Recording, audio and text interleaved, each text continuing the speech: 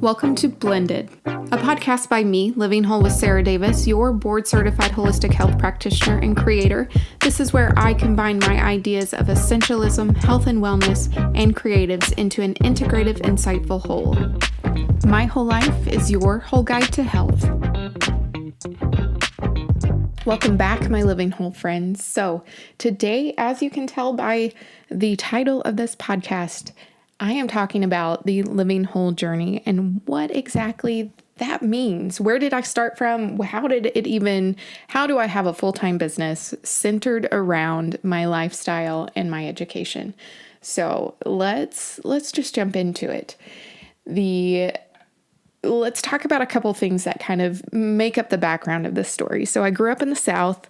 I know I don't have a Southern accent. Most people are like, where's your Southern accent? I don't know. I guess I left it at home. But I grew up very athletic. I was in band. I've always loved science. And my grandmother was an old LPN. Taking that combination of factors of a love for science, which, little side note, nerdy story, I competed in an international science fair when I was in high school, almost missed my graduation because of my flight, and it was just a spectacular experience.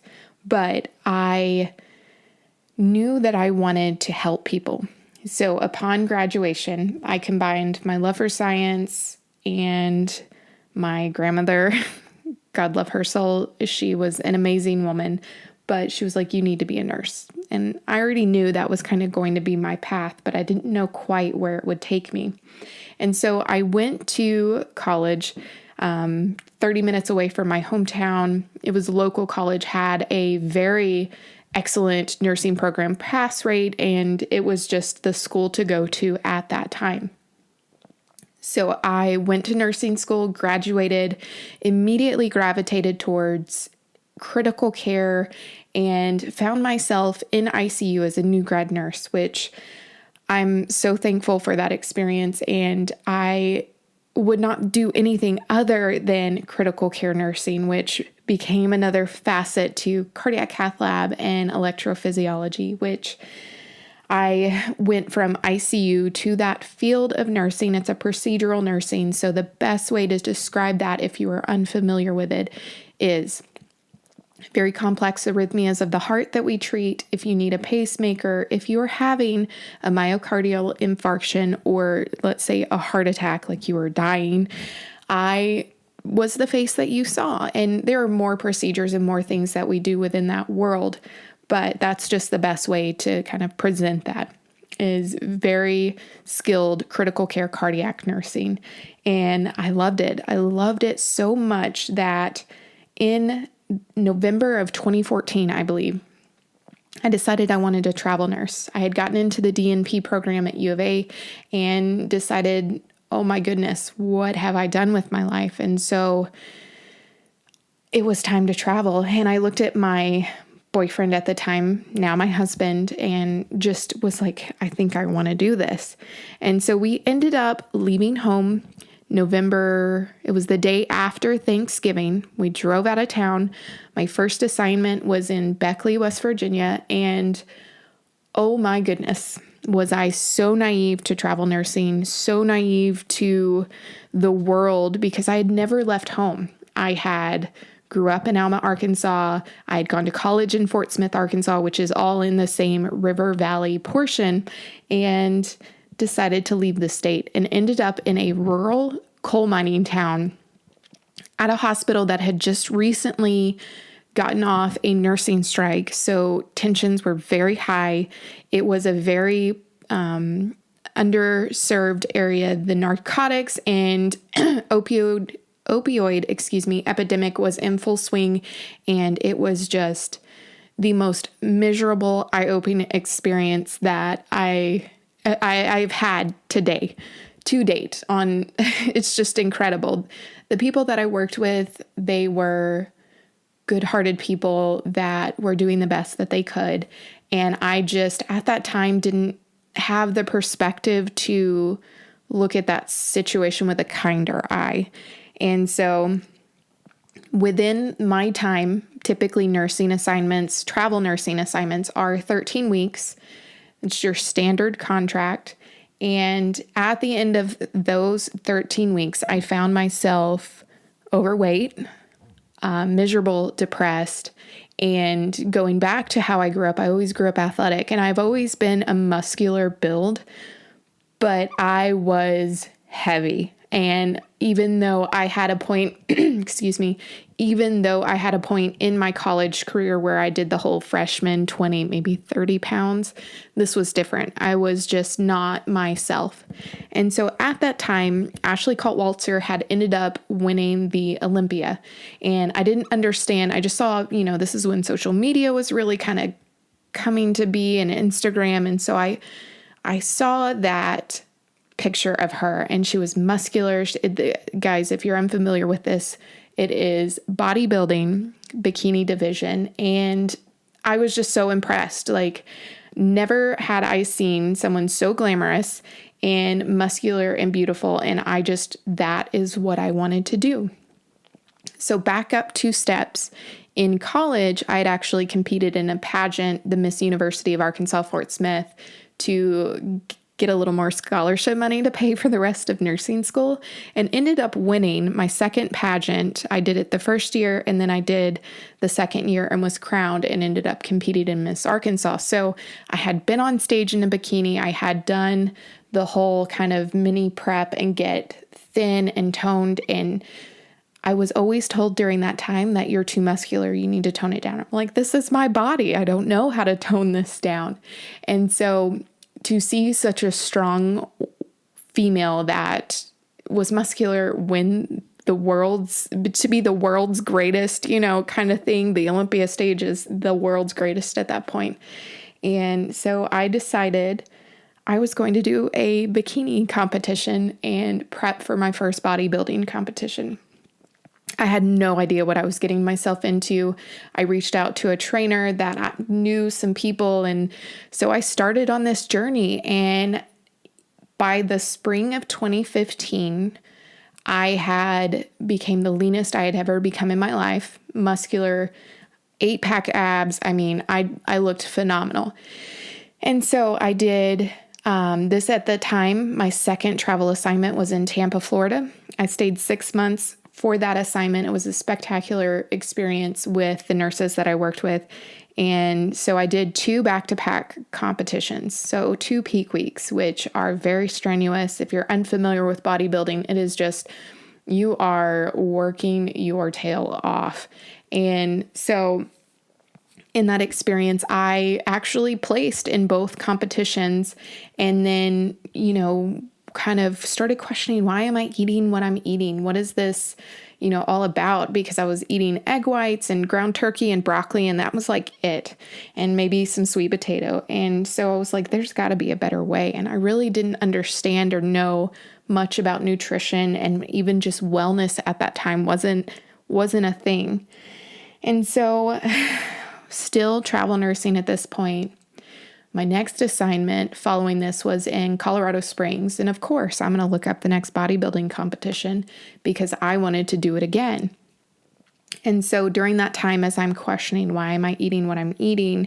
I'm prepping for my third bodybuilding competition. I'm in Colorado Springs. And so I start looking at certifications because with my nursing background, I'm always, always, always pro education. I am a continual learner. I will never cease or stop learning.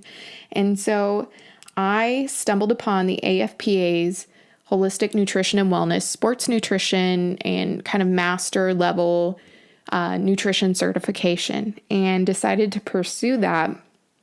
And so I became certified in that. And as I was completing the education for this, all our courses and all the lectures that I had to watch and all the reading material and research that I had to kind of go over to pass my certification, I became exposed to Dr. Michael Greger's research and work.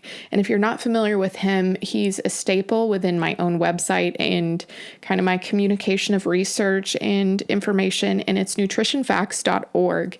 And so he promotes whole food, plant-based lifestyle. This was the first time I'd ever heard about this. And so as I'm researching and on Instagram, social media, kind of looking at different hashtags of whole food plant-based, I started to see more about the vegan movement. And I had heard that word in college. I didn't even know what is a vegan?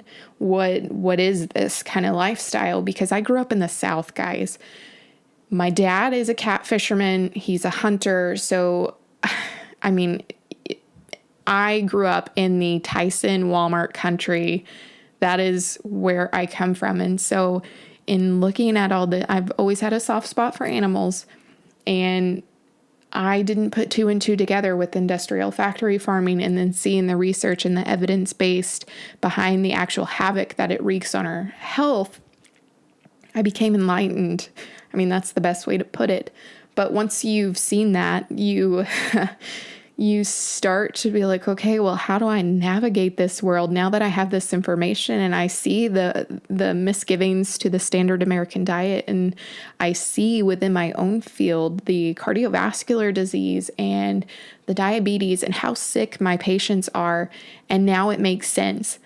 Understanding the disease process behind atherosclerosis and our stroke incidence and diabetes, again, the word is enlightened to this and the shortcomings to our medical treatment in the way of we lack nutritional therapy to prevent cardiovascular disease and the other comorbidities that come with that. And so I was just at a loss, like, what do I do now? And so I began to basically eat vegan. Whole food plant-based was kind of what I was gearing towards, but then I found all the fun foods with vegan and all these processed options that helped me to transition. And so Kevin and I end up for our next assignment in the Northeast, and I'm still dabbling. I'm trying to figure this out, and there's not a lot of resources on the how behind this, and how do I even do this for real life? And those questions, this nutritional lifestyle, this whole new idea and way of living for me to live the most healthful way, nobody else was doing anything to really educate in a personable means, like real life. And so as Living Whole started to evolve and change, I realized I am going to provide this to people. This is going to be Living Whole. My whole life is going to be your whole guide to health. And so still trial and error. Is this working? We're in the Northeast. I'm at Worcester at UMass, and there's a lot of vegan options out there, more vegetarian. You say vegetarian in the South, and people, even to this day, this is 2019. I'm recording this. I think what day is it? It is April 23rd. You say vegetarian, they look at you like, what? Or you ask for, do you have non-dairy milk? They're like, what? So I was in a prime place to kind of cultivate this new lifestyle. And Kevin was teaching at RISD, which is the Rhode Island School of Design. And that's where he got his master's degree. And so we are now living this plant-based lifestyle and figuring out the how, like, how do I do this? So I've completed my FPA. I'm now certified. We move back to Colorado Springs. I do a second assignment there, and I'm starting to want to do another bodybuilding competition because I love it so. And so I am questioning, how do I do this plant-based? Like, what is this? What does a plant-based vegan bodybuilder look like? And I stumbled upon Danny with Vegan Proteins, and I just reached out to her. Danny Taylor, you are the greatest, and I appreciate you more than you will ever know. But I reached out to her, and I remember sending this email, and I'm like, before I reached out to her, I actually reached out to somebody that was had a couple athletes that had won, that placed in nationals and had won a couple competitions, and they looked great. They were super lean and had this physique. I'm like, dang, look at their glute hamstring tie-in. Like, I need that. How do I, they've got some information as far as training that the trainer that I'm using is old school. It's It's not the most healthful way. Like reverse dieting wasn't even talked about whenever I was competing in those first couple competitions, which, guys, that's a whole nother podcast.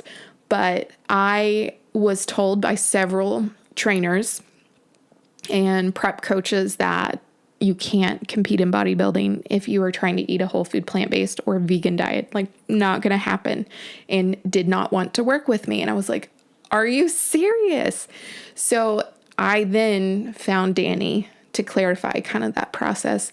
And I reached out to her and I'm like, how do you do it? Like, everybody, is telling me no. And so Giacomo actually responded, and I told her my story, and they gave me their coaching options. And I knew that we were going to head to the West.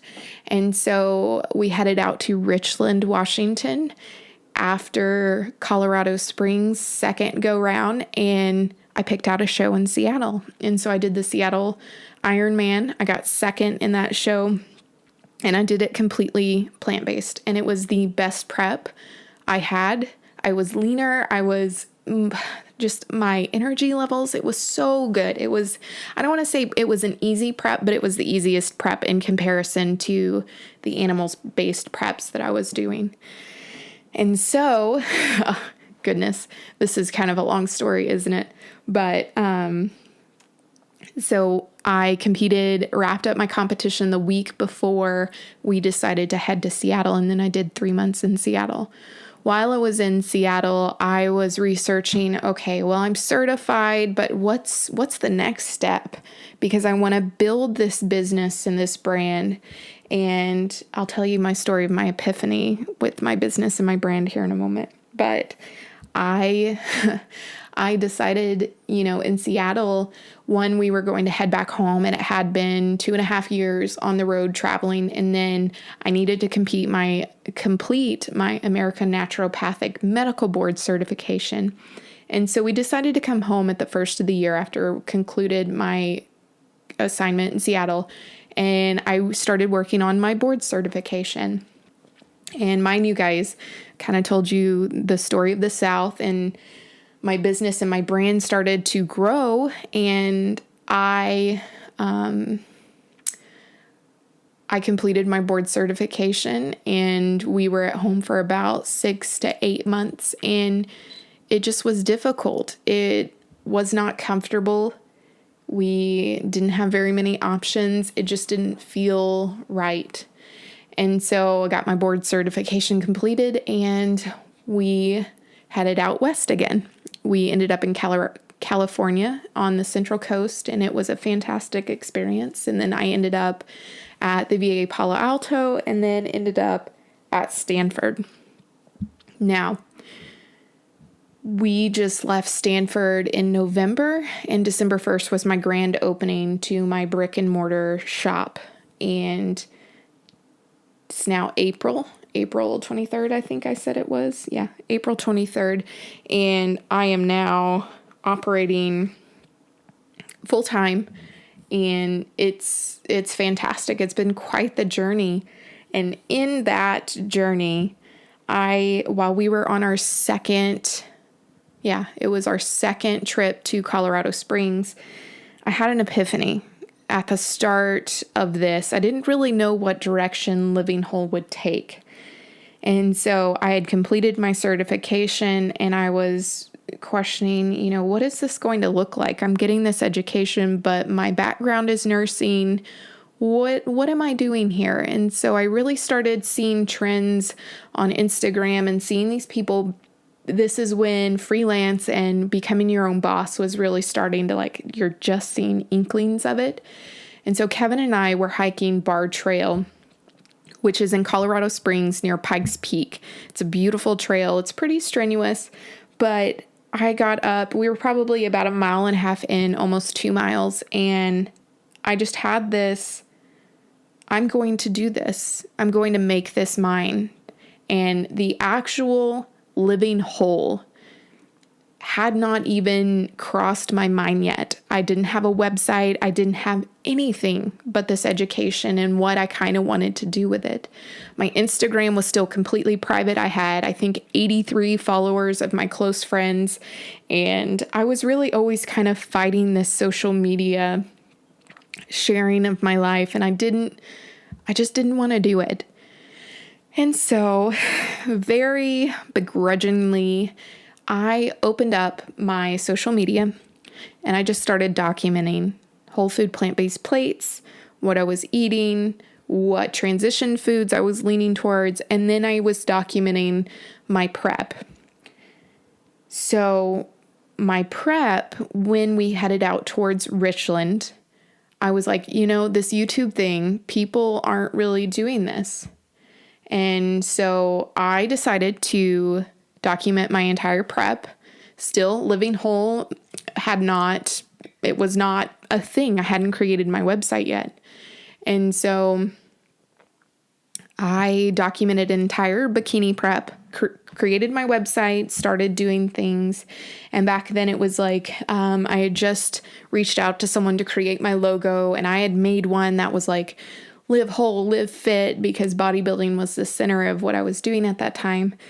And so the evolution of living whole has came a long way just in the past year or two. I'd say 2 years. So I created my own website off Squarespace. I was utilizing the resources that I had at my hands because I didn't have, I was paying my student loans off. I was paying, our car off. And at the end of this travel, we're completely debt free. So I worked really hard with what I had to build the business that I wanted. And I didn't throw a ton of money into it at the start. And so if you are just starting out and you have this vision and you want to do something, you don't have to feel like you have to hire someone and pay thousands of dollars for a logo or editing or, there's a lot that you can do and be resourceful to get you started. And so really, I only recently within the past year and a half, started really throwing money into living whole. And that's once I've got a client base, once I've kind of established myself, and we're just not even going to talk about the website issues, but I moved my website and used a developer, moved it over to WordPress and GoDaddy, and ended up having a legit website, which has been the bane of my existence, but that's a podcast for another day. I'm finally working with someone that is and has pulled together. I had to completely redo it, but that'll be a website story, guys, what to ask and everything. But long story short, it's coming along. And so I am now doing this full time and I love it. I am evolving as a brand even now. I've started this podcast and I'm going to start telling a story with more intent and practice of essentialism with YouTube and podcasting and my website. So I'm continuing to evolve with the same message and same intent because my intent and purpose have remained the same. It's really, how can I help others? And my whole life is your whole guide to health. And it's through the means that I apply to my own health and wellness. So I'm not going to recommend anything that I don't do or recommend something that isn't research-based. Everything that I do is not only research-based, but it's also anecdotal. So if it's not working for me or working for my clients, I'm not going to recommend it. I'm not going to recommend a bunch of fad diety products and shit like that. But anywho, that is the story of living whole. And it's still yet to be, I'm still writing this story. In closing up this podcast, I think it's only fitting that we end with maybe my 3 recommendations to starting your own business and telling your own story. And the first one is set your intent and your purpose based on your passion. What, if anything, if you had to eat, sleep, breathe, whatever you were going to do the rest of your life, what would that be? And so for me, it's living whole. For you, it might be something completely different. But the second thing, and I wish I would have known this or applied this, is start now and start with whatever you have. And that incorporates ditching perfectionism as well, because I think that my biggest barrier to success in the beginning and growth was this level and idea of perfectionism that I had, that it had to be just this perfect polished package. And my idea was unrealistic. And you can put forth consistent quality. I'm not saying put forth everything, because we do need to decide what's important and what's not, and what really is just shit content for the sake of posting. Don't do that. Create quality content consistently and get started now with what you have. And then my third thing is be authentically you. That is all you can do at the end of the day. And if you are authentically you and you are doing what you are passionate about, it's going to work out. And maybe a fourth, like a subsection to this third, is don't compare your chapter 2 to someone's chapter 40.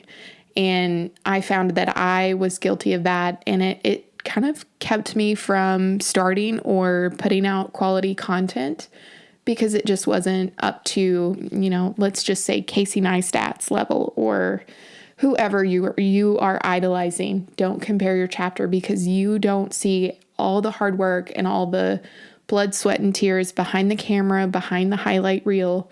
So be authentically you and just get started. Absolutely. So thank you guys again. This is the Living Whole story, and I will see you guys in the next episode. Thank you for being a part of the Living Whole community. I strive to keep my content ad-free. So by simply liking, commenting, or sharing it, you guys make a huge impact. And I cannot thank you enough.